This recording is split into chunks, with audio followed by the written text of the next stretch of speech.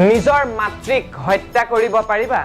ঋষি যমদগ্নি পৰশুৰামৰ পিতৃয়ে বাকি চাৰিজন ল'ৰাক অতি ক্ৰোধেৰে প্ৰশ্ন কৰিলে চাৰিওজনে নিজ মাতৃক হত্যা কৰিবলৈ অস্বীকাৰ কৰাৰ লগে লগে যমদগ্নিয়ে সেই কেইজনক চৰাই চিৰিকটি পশু পক্ষী হ'বৰ বাবে অভিশাপ দিলে আৰু লগে লগে কেউজন পুত্ৰ অচেতন হৈ ঢলি পৰিল ঠিক সেই সময়তে উপস্থিত হ'লহি শ্ৰী বিষ্ণুৰ ষষ্ঠম অৱতাৰ পৰশুৰাম পিতৃৰ আদেশ মৰ্মে খন্তেক সময় উপলম নকৰি পৰশুৰামে নিজ মাতৃক নিজ হাতৰ কুঠাৰেৰে হত্যা কৰিলে নিজ পত্নীক দুখ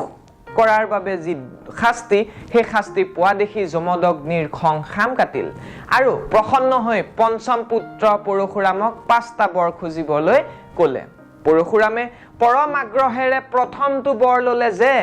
মাতৃয়ে মুহূৰ্তৰ ভিতৰতে পুনৰ জীৱন ঘূৰাই পাব লাগে দ্বিতীয় বৰটো খুজিলে যে মাতৃক যে নিজ পুত্ৰই হত্যা কৰিছিল সেই কথা পাহৰি যোৱাৰ লগতে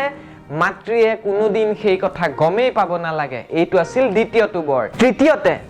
পিতৃ যমদগ্নিয়ে মাতৃ হত্যাৰ বাবে আদেশ দি যি পাপ কৰিছিল সেই পাপৰ বাবে পিতৃক তেখেতক স্পৰ্শ কৰিব যাতে নোৱাৰে সেই পাপে চতুৰ্থতে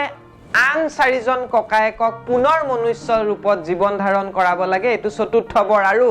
শেষৰটো মানে পঞ্চমটো বৰহে নিজৰ বাবে পৰশুৰামে খুজিলে যে মাতৃ হত্যাৰ পাপৰ পৰা তেখেতক পৰশুৰামক মুক্ত কৰি দিব লাগে আৰু ধৰ্ম প্ৰচাৰৰ বাবে হোৱা প্ৰতিখন যুদ্ধতে পৰশুৰামেই বিজয়ী হ'ব লাগে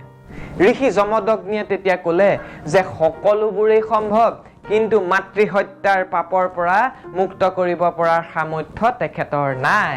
নিজ মাতৃক হত্যা পাপৰ পৰা পৰিত্ৰাণ পাবলৈ পৰশুৰামে নিজেই অহু পৰুষাৰ্থ কৰি বহু কষ্ট কৰাৰ পাছতহে সেই পাপৰ পৰা মুক্ত হ'ব পাৰিব এই কালিকা পুৰাণৰ আখ্যানটোৰ পৰা আমি দুটা কথা খুব স্পষ্টভাৱে দেখিবলৈ পাইছো যে পিতৃ মাতৃৰ হত্যাতকৈ পিতৃ মাতৃক অৱহেলা কৰাতকৈ মহাপাপ এই ব্ৰহ্মাণ্ডত আৰু নাই দ্বিতীয়তে